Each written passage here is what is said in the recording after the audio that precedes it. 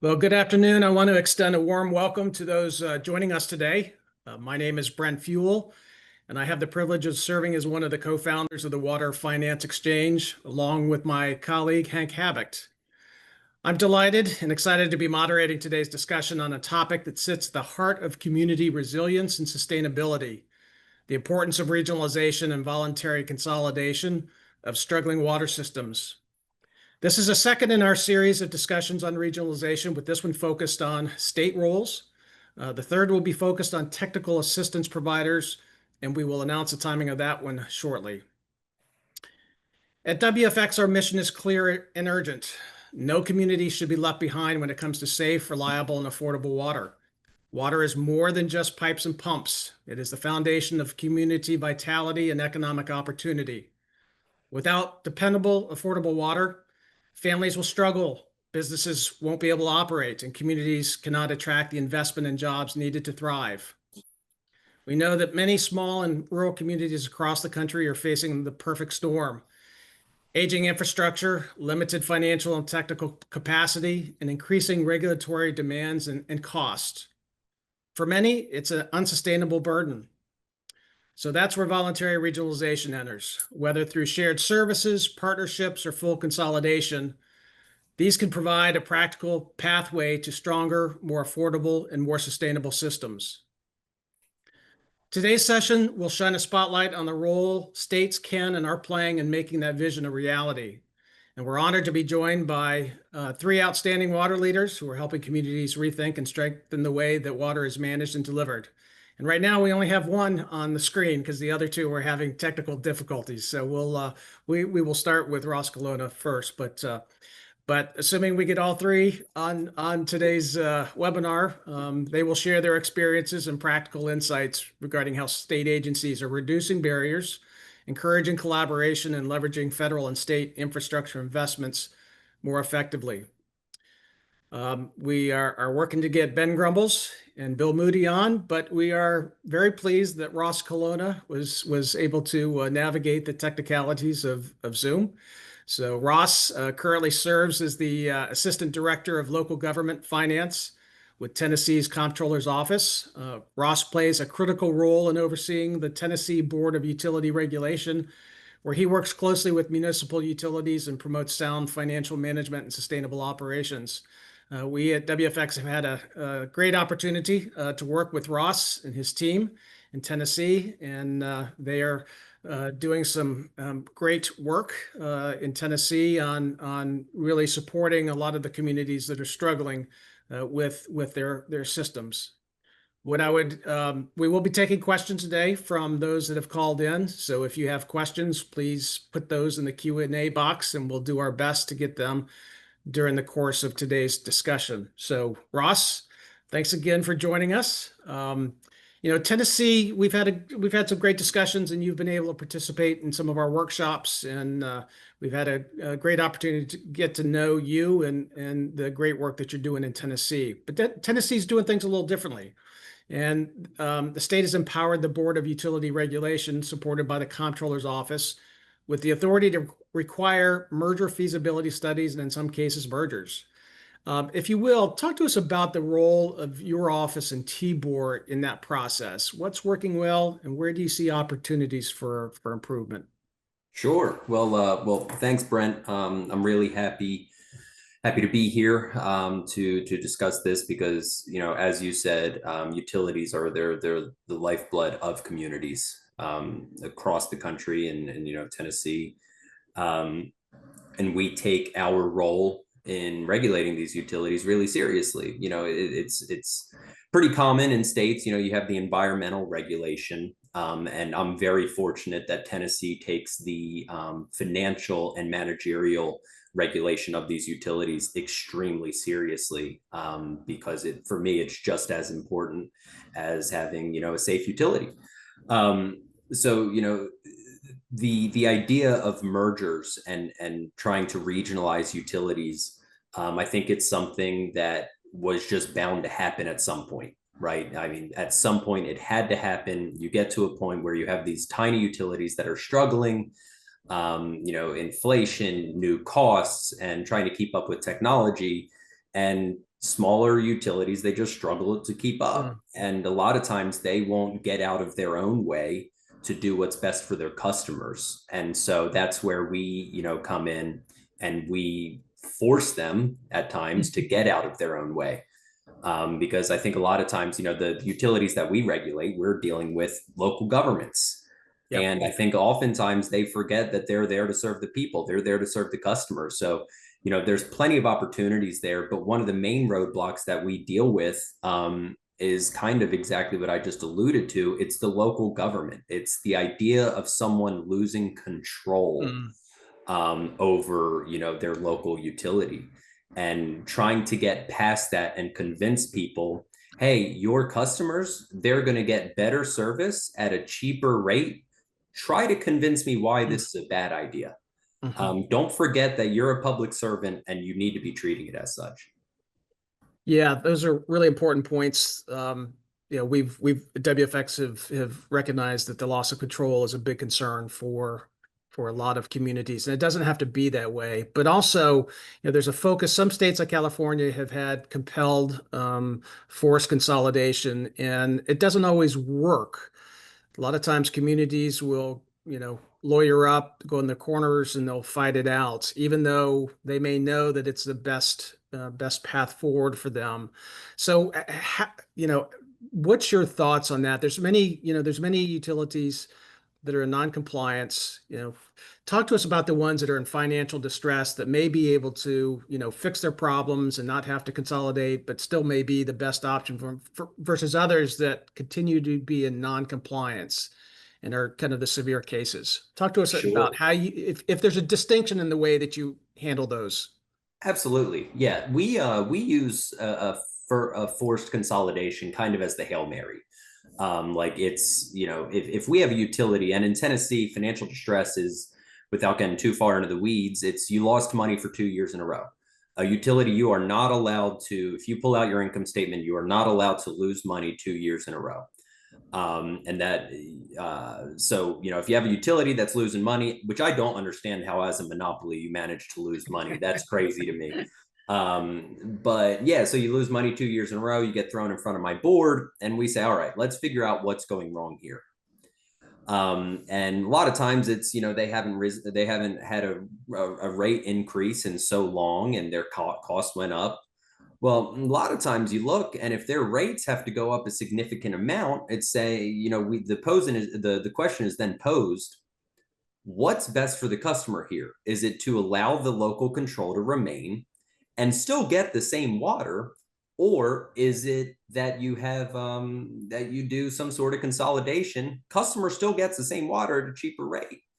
So, obviously there's a lot of roadblocks there, like that you mentioned. But for me, it's, we just want to look at the most severe cases where customers are facing like a dire rate increase. I mean, that's it at the end of the day. Because if I had two options, and it's one, I allow a local government to retain its control, well, my board allows its local government to retain its control, or the customers can save 5% on rates. Like for me, it's not worth exercising the state's power to save a customer, maybe $1 or $2 a month. But if I have an instance where customers are facing, an immediate 30% rate increase and then 5% over the next 5 years, I mean, it's not sustainable. So we really only use it in the most severe instances where customers are really about to have issues moving forward. So you say that utilities that have lost money and for 2 years in a row. I mean, what does that look like? I mean, are you looking at their books? I mean, Yeah, what red flags are you looking at? sure. So So, it'd be help to so dig down into that a little bit. So yeah, so all the local governments in Tennessee, including utilities, but so we're talking cities, counties, utility districts, regardless of if they have a utility or not, they have to get audited mm, annually. And so their audit gets submitted to our office. We pull out, we go, if they have a utility, we'll go pull out their statement of revenues and expenditures and change in net position. I'm going to call that the income statement for simplicity. We pull out their income statement and we just say, okay, your expenses were higher than your revenues. You lost money. In Tennessee, one interesting thing that we do is in 2017, we changed the law. You're not allowed to count grants and capital contributions as an operating revenue in terms of your bottom line. So you can't be relying on outside grants to keep your books afloat. So every year we get a utilities audit. We have about 450 utilities under our board. We review their audit. If your operating expenses were higher than your operating revenues for 2 years in a row, basically, that's what triggers it. So you're operationally not sound. Yeah. So essentially the state's requiring full cost pricing, is it not? It's looking at what the cost of water and wastewater provision is, and if the rates do not satisfy that, then the comptroller's office views that is losing money, correct? Financially distressed? That's correct. You got to cover, and you can't take money from the general fund to cover. It's got to be all sustained inside the utility. Yeah. Now that's something unique. I know you've probably talked to other states, and that's pretty unique to Tennessee, is it not? Yeah. As far as my experience goes, I haven't encountered another state that does it similarly to how Tennessee does. And I think that's why we've had such success in the health of our utilities.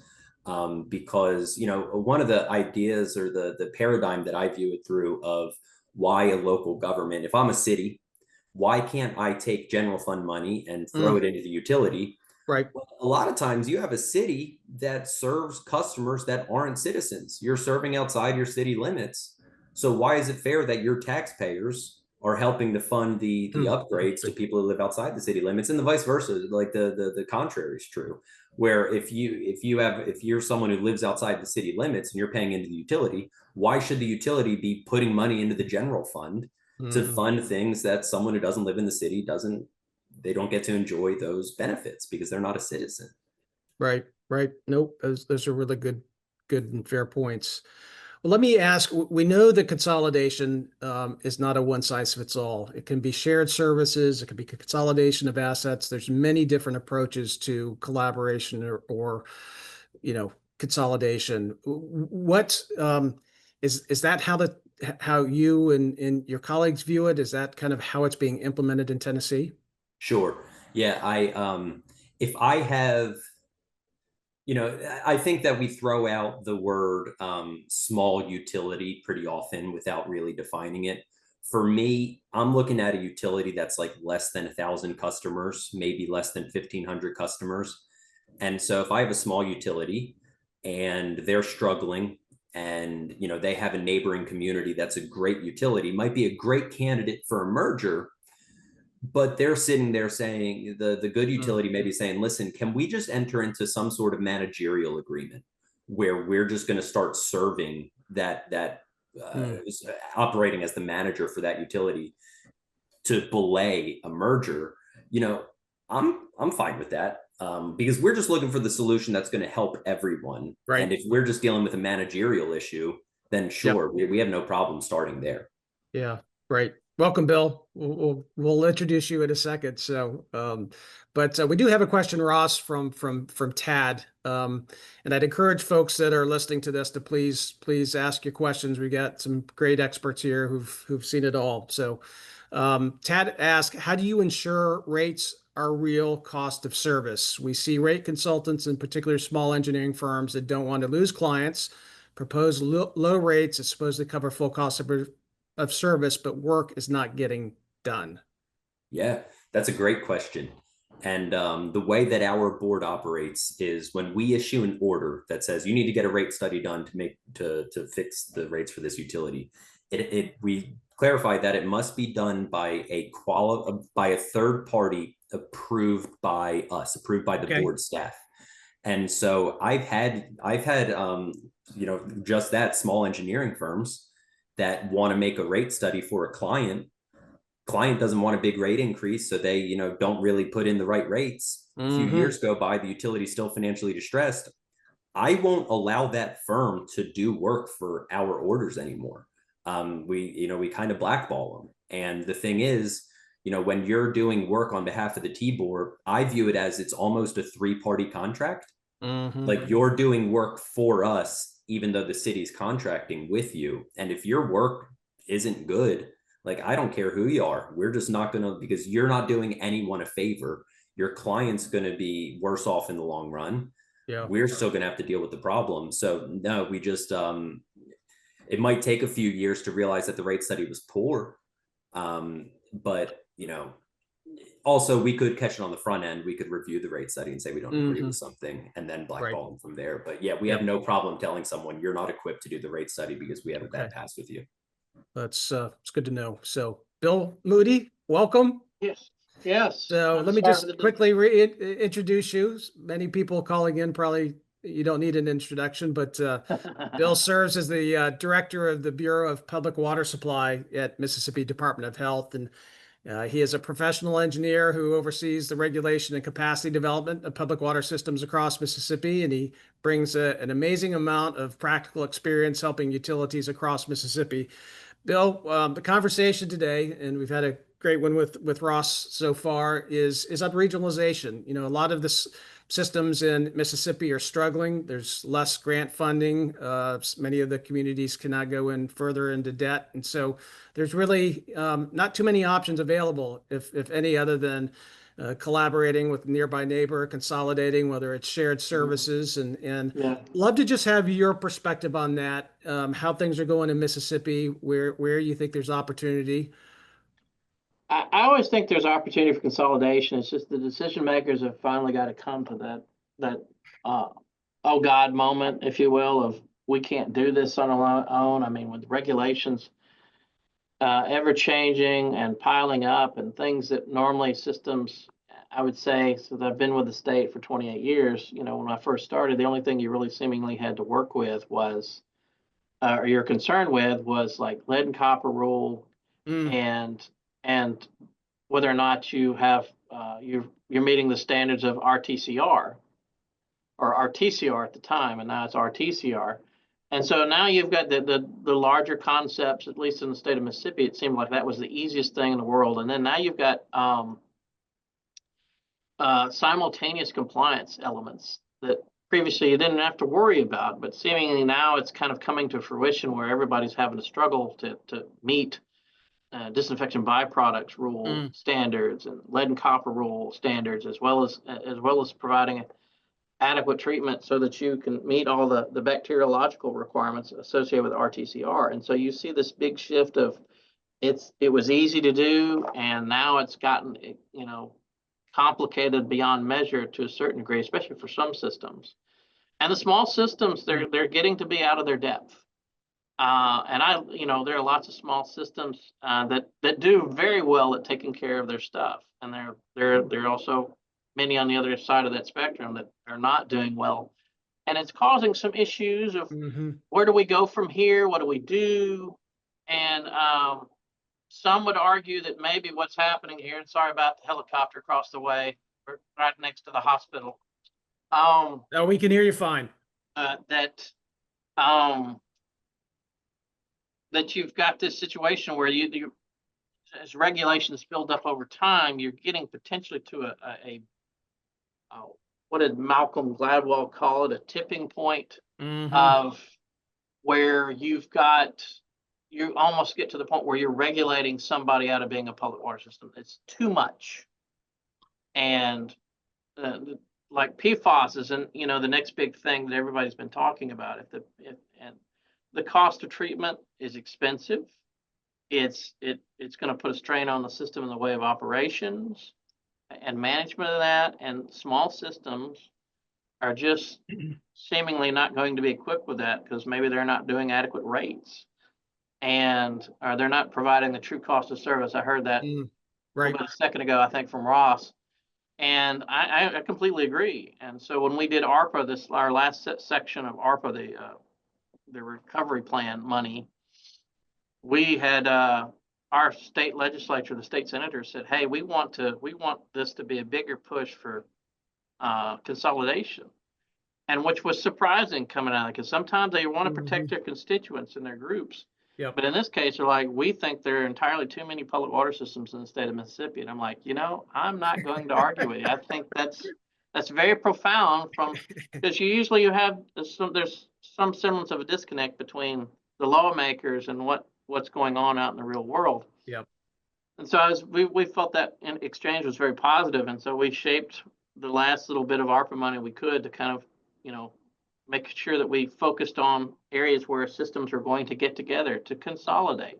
Yep. And so we hope that process powers through and it continues. I mean, our friends next door in Louisiana, they take a section of their SRF money and they put it off into the term lockbox is funny, but they put it into a little box and said, this money is going to be earmarked purely to make a consolidation project happen. Mm. And I would love to do that too. Just the problem is we don't get the same level of funding on an annual basis that Louisiana gets.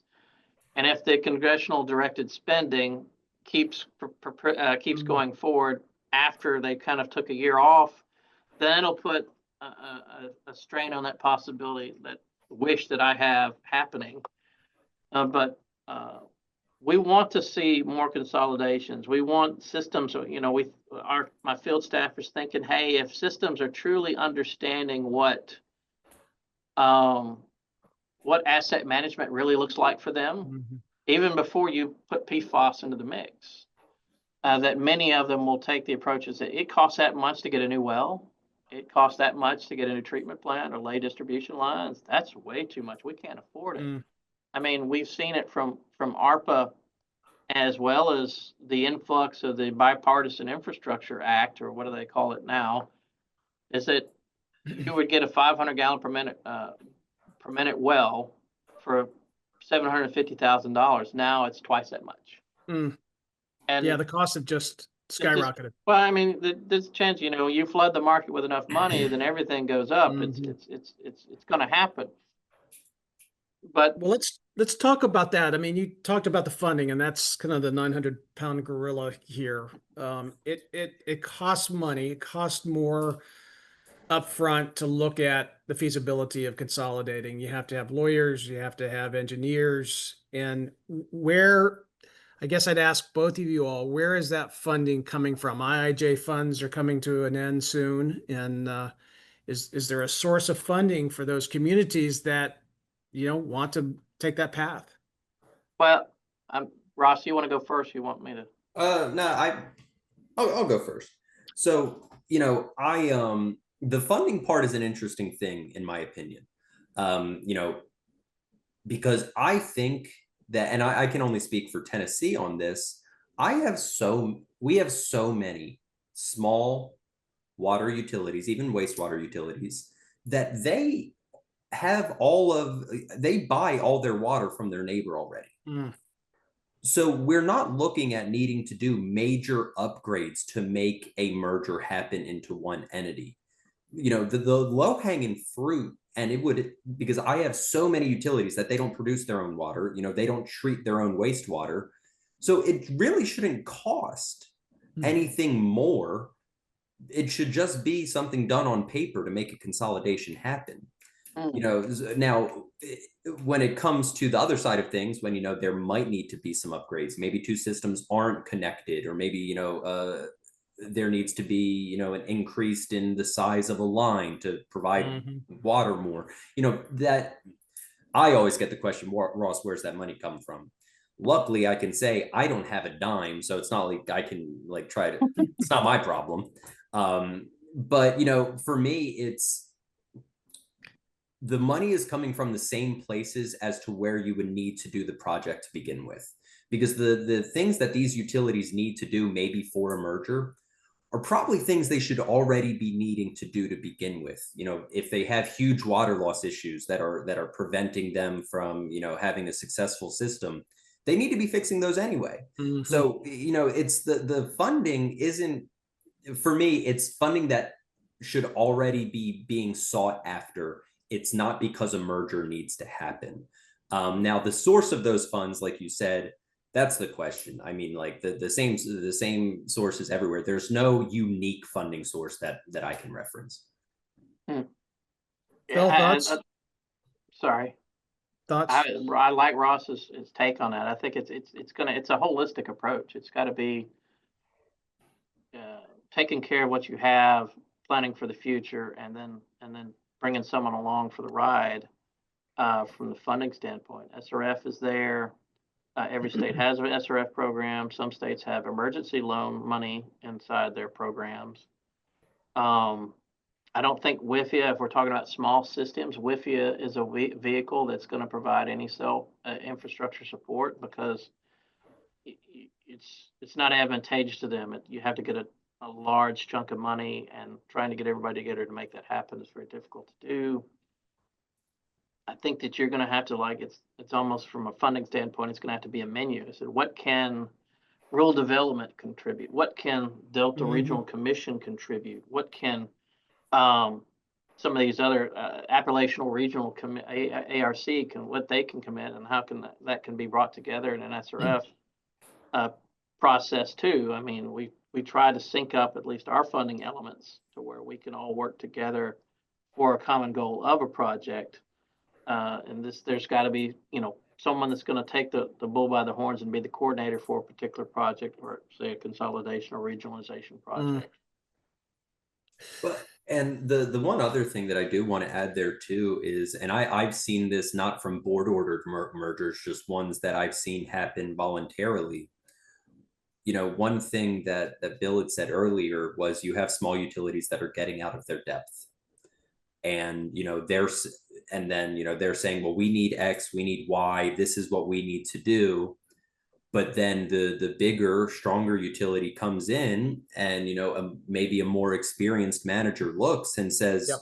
we don't need to do half the stuff this utility thought. Like, we just need to fix this and fix that, and this utility is going to be so much more successful. And that's another benefit that you're getting from merging with a bigger, stronger utility, is you have someone, if you're a 1,000 customer utility and you're being put into someone that has 10,000 customers, they're going to have a little bit more knowledge. They're going to have more employees. They might have more, Right. That's just how it goes. Fresh set of eyes. Yeah, right. For sure. Well, let's talk about that for a second, because we've run into that challenge where healthy communities, Ross, are reluctant to take on distressed communities because they have 60% water loss, major problems. And so how do you convince a healthy community that it's in their interest to come to the aid of a nearby struggling community? Are there carrots and sticks there? Is it mostly carrots? How do you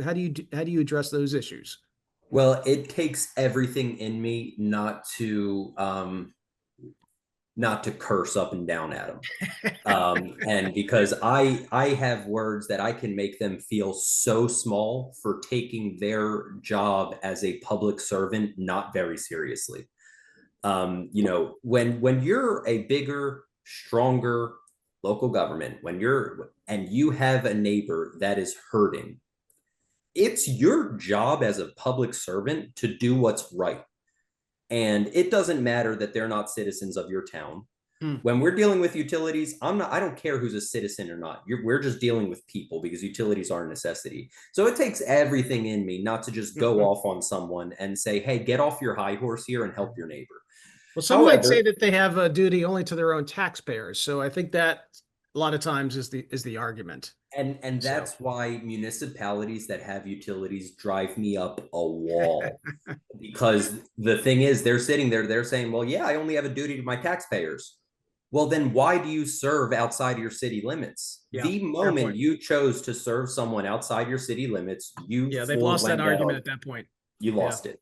Yeah. And so, so I mean, we don't really have a good carrot for that. It's just a whole lot of sticks through enforcement through the courts. And yeah, that's interesting. Bill, before you join, we were talking about Tennessee, Ross, but Tennessee uses pretty much command and control, and telling utilities what they need to do when they're in financial distress and need to consolidate. Is Mississippi there yet, or is that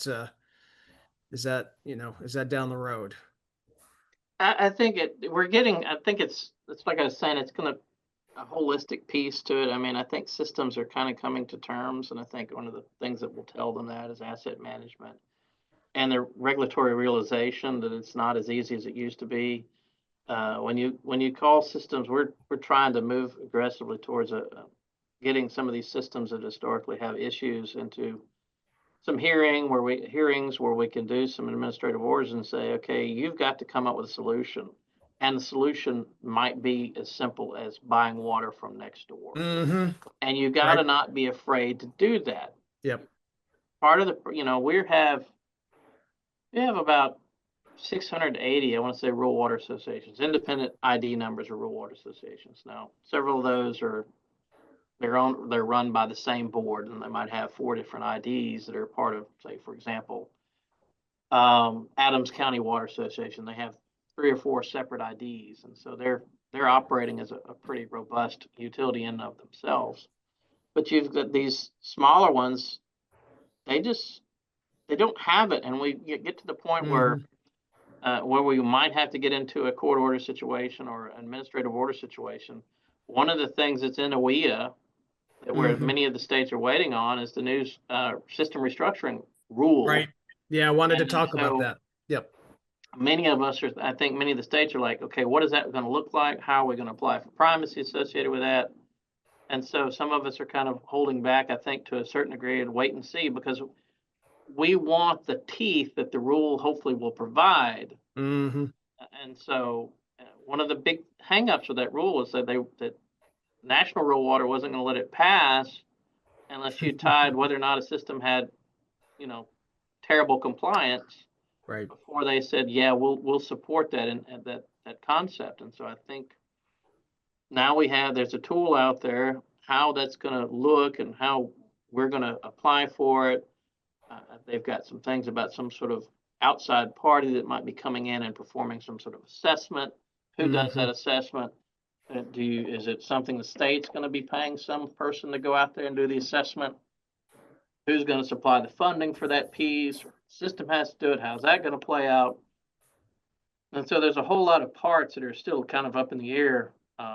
Where we think if you have decision makers really informed and they know and they can see the writing on the wall that says compliance is going to be very tough very soon.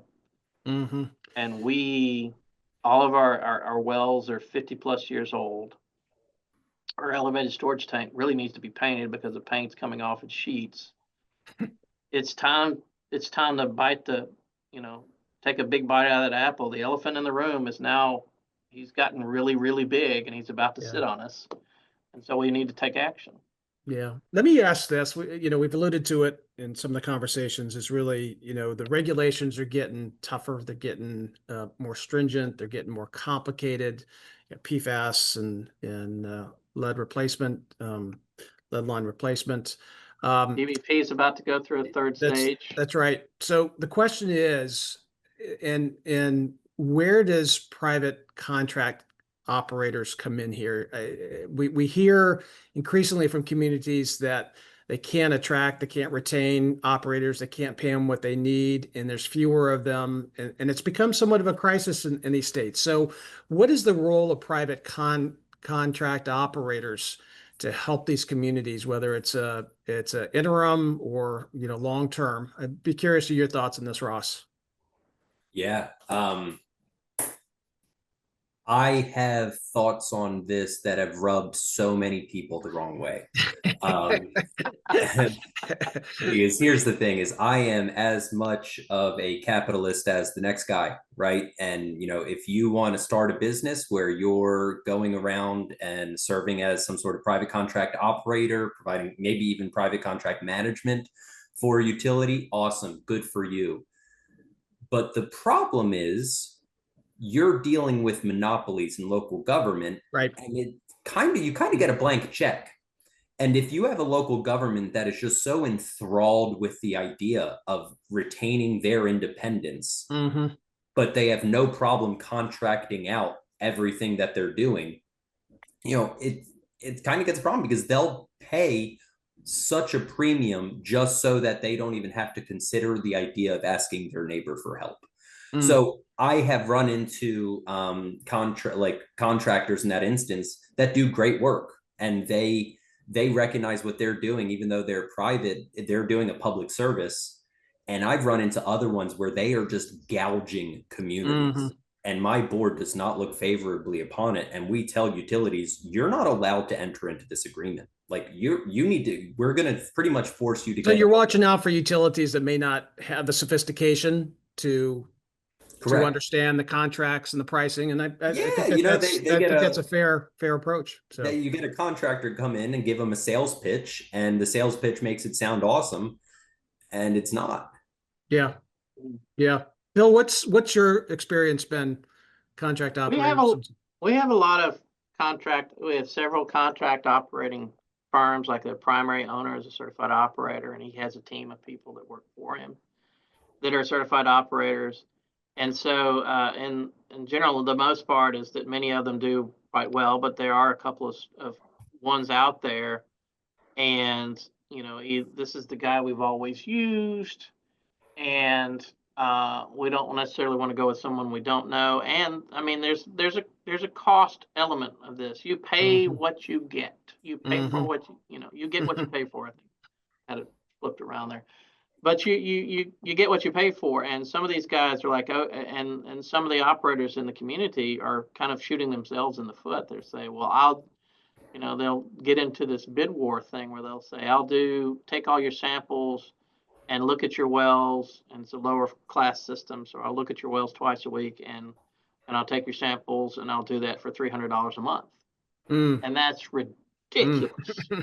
And then the next guy wants to try to, I'll do it for 250. And so you're not going to get the care. You're not going to get the service that you're not going to get the service. And we had to combat that, we had to create a public water system operations manual. Like, this is what at the minimum that guys need to try to achieve. Well, that's great. That's a great practice. And tried to educate us that if you're expecting certain things that your water system operator do, you need to make sure that it's clarified. Because when we were doing lead service line inventories, we had several operators that said, they're not paying me to do that inventory for them. I'm not going to do it.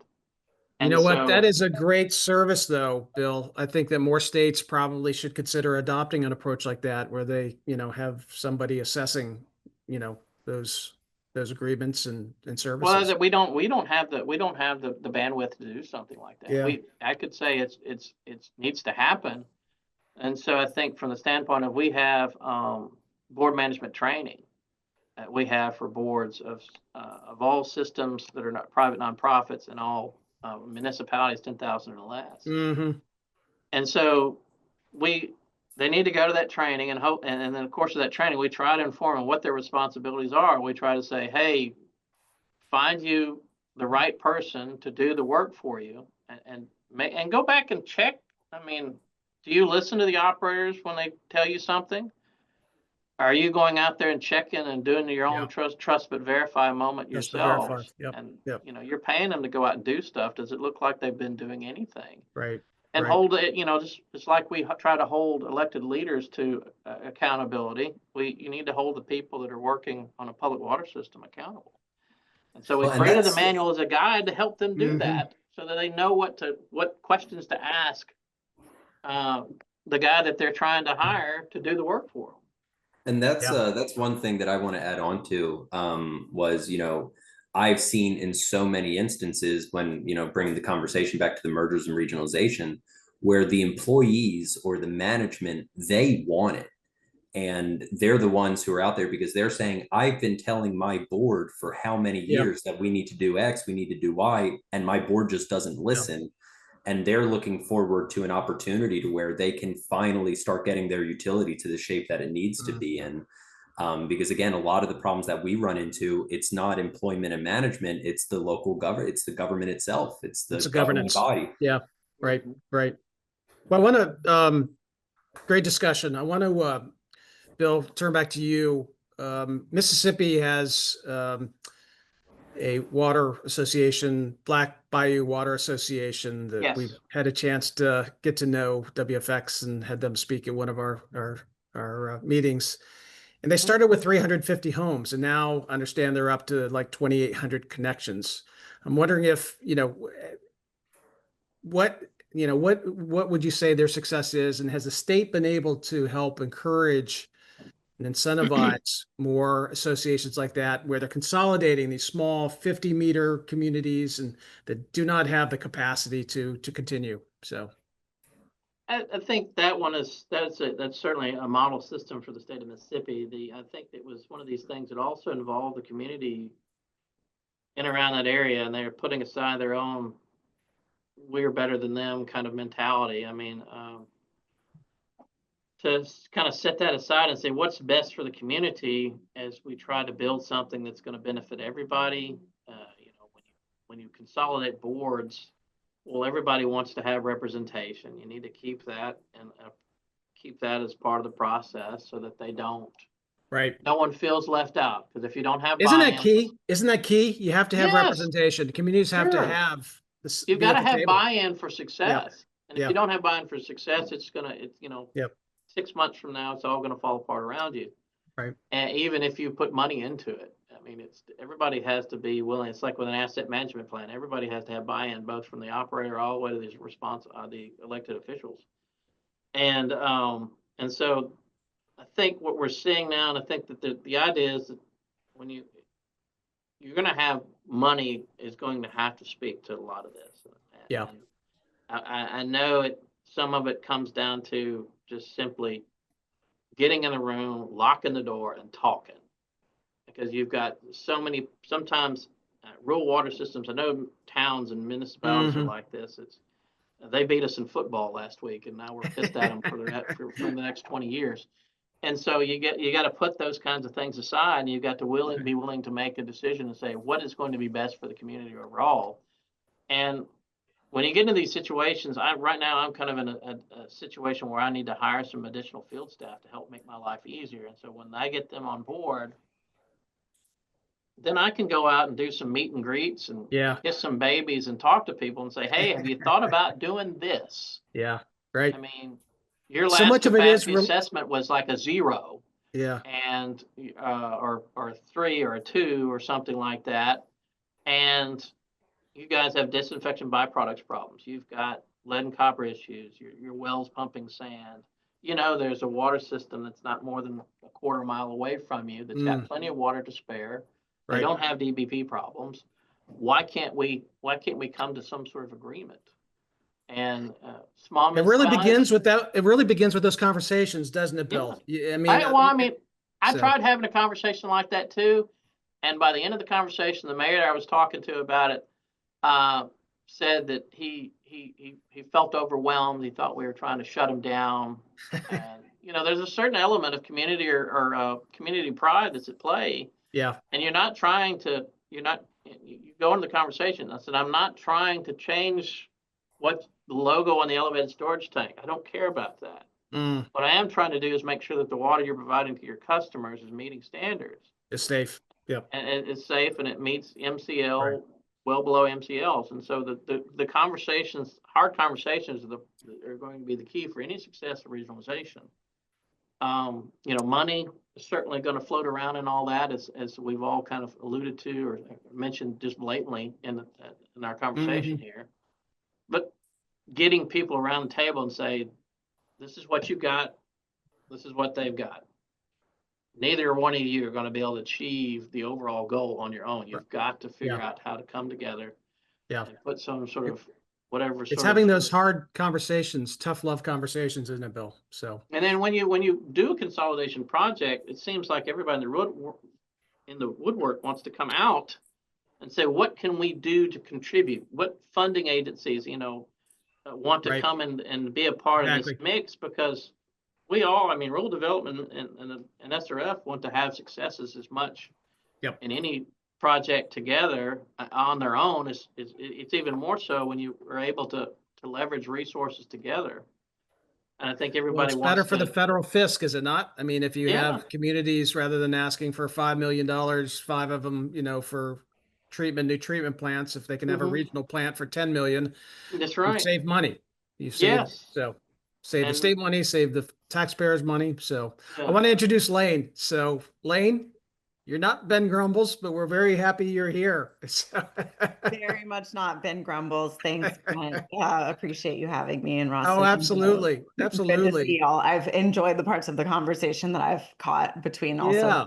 Well, so Mm-hmm. so for those who don't know Lane, she's a project manager for Ecos. Did I get the title right, Lane? So Senior project manager, but okay. same. Okay. Yes, good enough.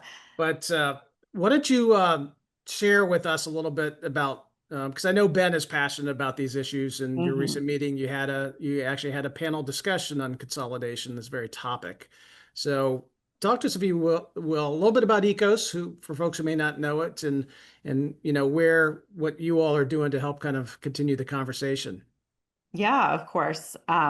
So ECOS, for those of you who don't know us, we are the National Nonprofit Association for the Commissioners and Directors of State Environmental Agencies. And so we bring all those folks together at our national meetings, like Brent just mentioned. And we then, of course, have members who oversee both clean water and drinking water. And they are all very much aware of the need for voluntary consolidation and regionalization, and know that the status quo is unacceptable. This is and has been for a very long time a priority topic for a lot of states, and we've had a couple of panel discussions at our national meetings, and so that's the time that we're bringing all of the states together to talk about it. And I would say we're very much aware of the need for robust incentives, both at the state and federal level. Right. But that this is also an intensely local and political issue, as we've been hearing Yeah. about, that needs both state and federal leadership and Yeah. support. Yeah, well, I tell you, the ECOS is such an important organization, and the state environmental secretaries are critical. It's almost like, and Bill and Ross, I don't know if you would agree with this, but it almost seems like everybody has to be aligned here and kind of singing from the same hymnal, including the secretaries, the governor's office, and then having champions in the legislature, because in some states we've recognized there's barriers as far as the types of entities that can actually merge. There's barriers there that we're going to need help at the state legislature to change in order to allow mergers to take place. And some states only allow communities, municipalities to spend money within their own borders. And so, any event, I'm wondering if you all see champions at the state level, because the legislature, where this can actually help um, you know, help the whole process and the momentum. Yeah, I mean, I can definitely say that in Tennessee, we have 132 people at our General Assembly, 33 senators and 99 representatives. And I can't say that all of them are as interested in utilities as I am, but there are plenty of them that are, because, when it comes to them dealing with their local governments, they everyone knows how to complain about their water and their sewer. And so that's something that they pay attention to, and that's the conversations that I have. So I mean, we have legislators that, I mean, I know for a fact every year which ones are going to bring some sort of legislation to try to champion some issues.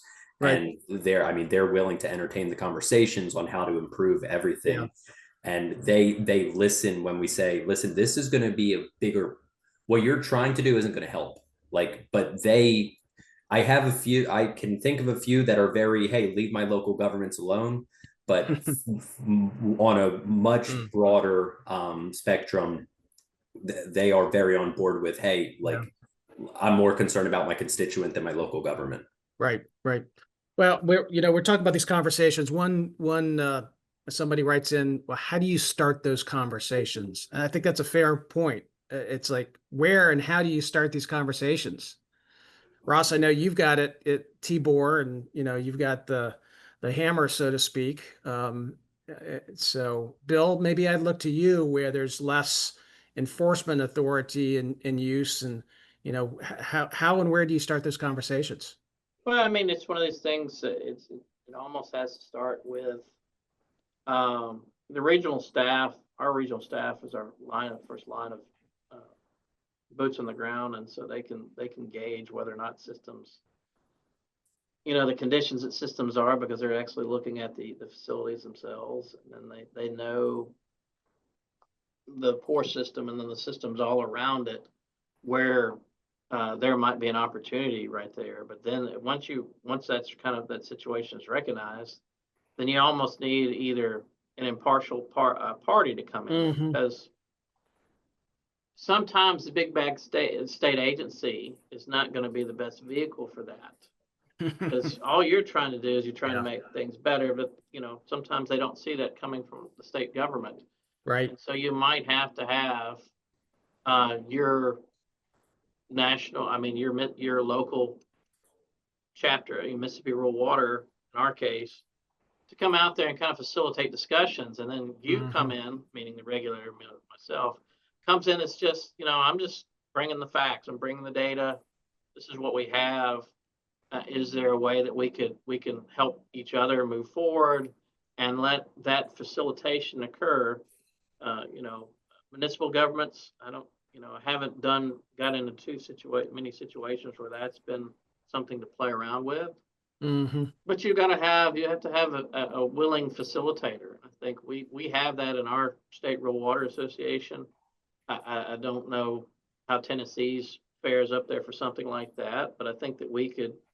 So the technical assistance providers can help support. Yeah, they can have that. They can say, okay, being an impartial observer and say, you've got this much debt, you got this many leaks. Right. If we fix these leaks, then it's going to make the system that's next door. They might be willing to.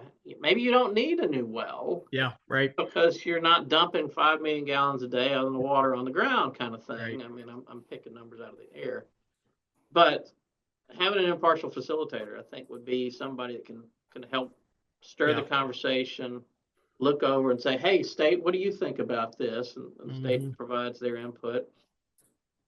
I think that some ways, we go back to having the hard conversations to making the hard decisions. And that's one way that you can help get that consolidation effort moving forward. So not everybody's stuck with their little kingdoms that none of those individual kingdoms are going to be able to survive unless you start merging a couple of them together. And it's as we know, there's less grant funding available, and many of these communities say they can't take on additional debt. We know in some cases they can restructure debt so that they can, but increasingly it's almost like, well, there's really no money available to continue down the path that you are. So it's almost like it's inevitable. So we have another question that's come in from Marcia. Smaller systems seem to struggle with monitoring and reporting aspects of compliance, typically around public notification and CCRs. How can regionalization help to focus on the administrative aspects of compliance as well as operational aspects? You want to take that? Lane, we want to ask you to take that. So it just can be a shared burden. Now instead of one lone administrator in the office trying to make sure that all the notices get out, now you have a team that economy of scale happens. Right. It's not only for buying new facilities and drilling wells and building storage tanks, but the economy of scale also extends into billing. It extends into administrative support so that the water system can function. And so consolidation is one big thing that in that scaling. Respect, we talk. The idea of scaling. The idea of consolidation or regionalization can take many forms. Well, this is one of those where you're sharing that administrative burden between a couple of systems. Maybe the operational piece works just fine currently, but maybe someone has to handle the billing structure or the public notification elements because that one little old lady that decided to retire and she's been doing the job for 30 years says, I can't do it anymore. Yeah, right. Exactly. Ross, thoughts on that? We're coming up the top of the hour. So after your comment, we'll have some closing thoughts. So sure. No, the same thing in Tennessee. It's, the amount of times that I've seen a merger where it's been one utility that has one office staff and maybe 2 or 3 people in the field. And then you merge into a bigger one that has, 20, 30 employees, and you don't have to worry about, those menial tasks anymore because, the bigger utility is just equipped to do it, and adding 1,000 customers, it's really not that much extra work for the bigger utility that's already going. So, I mean, for us, regionalization, the small one ceases to exist and the large one just takes care of all the things that the small one is supposed to be doing. Yeah, right, right. Well, this has been a great conversation. I want to ask one closing question from all of you, and if you could give one piece of advice to states officials listening right now, or even federal leaders who are interested and want to support voluntary regionalization, what would that look like? What would that be? So maybe we'll start with Bill, and we'll go to Lane, and then finish with Ross. So, Bill, what advice would you give somebody listening right now who's interested but may not know how to proceed? Be willing to have the difficult conversations. Being, someone is someone who's an extrovert, who's willing to get people around the table and kind of can facilitate discussion towards a solution. You would hope that every state agency that manages their primacy programs all have somebody like that, and maybe they don't. But I'm sure that they could work towards finding someone that's in the industry within their state to kind of be able to find that facilitator and say, hey, I need you to help me get these systems together around the table because neither one of them are doing well on their own. Yeah. How can we get them together? Great advice. Great advice. Maybe with that getting together, then maybe not only the facilitator, if it's not the state, then the facilitator can say, he brings up some pretty good points about where you guys are. We've done your rate study and you guys are not charging anything. And so it almost sounds like a therapy session there, Bill. That's right. That's right. We just need to have long chairs and kind of lay back and get into it, and it could work, I suppose. Lane, we're sorry you got pulled in so late in the discussion, but any thoughts from you and Ecos on this? So. Yeah, that's okay. Well, I would second everything Bill said. I think he said that well, and being able to have the conversations is certainly a common theme and really important. And then I was just going to mention some of the work Ecos is doing right now. We have been surveying states on their regionalization barriers and best practices in partnership with the U.S. Water Alliance. And so in the future, we will have some case studies coming out of that work that might also have some good advice for states. Okay, fantastic. We look forward to receiving that report. So, Ross, you got the first word, and then you get the last word. So. Fantastic. Well, Bill kind of took my answer, but he said it much more nice than I would. I was going to say, just don't be a coward, because a lot of times people just don't want to have these conversations. But tough conversations. Yeah. So I will. I'll change my answer to this. When it comes to the work that we do, the people that make the decisions, they're not engineers, they're not accountants, they're not operators. They are people who are on a governing body that have been elected or appointed that generally have no experience in this atmosphere. So learn to speak English when it comes to the work that we do. It is so easy to have a conversation, to talk to the crucial conversations. Yeah. But, I like that, Bill. But no, it's so easy to I do more accounting than I do like the other side of the utility stuff. It's so easy for me to throw words around and it's going over everyone's head. So learn the conversations get that much easier when you talk like someone off the street and you just have to give it to them like a fifth grader. Because again, you start talking to me about the engineering and the chemical side of things, 9 times out of 10, I don't even care or know what you're talking about. I want to talk about money. So it's just learn to speak English about it and the conversations go that much easier. Yeah, no, that's great. Really great advice. So, and for those that have called in, this discussion has been recorded and we will be putting it on our website at WFX, waterfx.org. For those that would be interested in seeing it, we'll also be pushing it out. And like I said, the next webinar that we have will be on regionalization with a discussion with technical assistance providers to talk about how they're facilitating these conversations and how it's going. But the states, Bill, Ross, Lane, states have a really tough role. It's a tough responsibility these days. And we're grateful for all the work that you do. And we're really grateful for taking the time to share your perspective and experience with us today. So thank you again. And I thank No those that problem. have called in to listen. We appreciate your participation today. So have a great day. Thanks All for the right. invite. Thank you. Thank you. Thanks. Bye, y'all.